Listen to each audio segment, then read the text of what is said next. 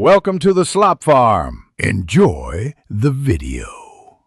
You start by confirming the app is updated and permissions are granted because the player uses local storage and codecs.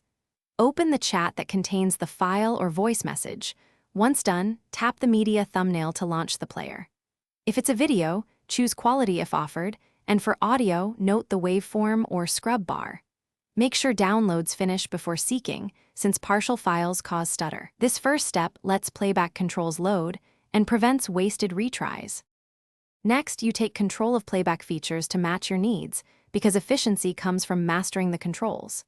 Tap play or pause, scrub the seek bar, and change speed between 0, 5 and 2 times for faster review or detailed listening.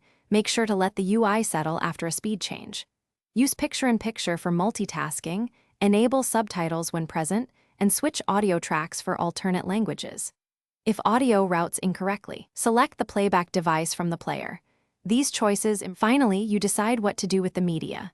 Save, forward, or delete. Tap download to store to gallery for offline use, or use forward to share with contacts or cloud chats. Once saved, you can import into other apps. If playback fails, clear Telegram's cache and re-download the file, because corruption often lies in incomplete downloads.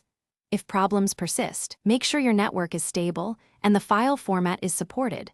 Those checks fix most stubborn playback errors. Thanks for watching. Consider subscribing if we helped you today.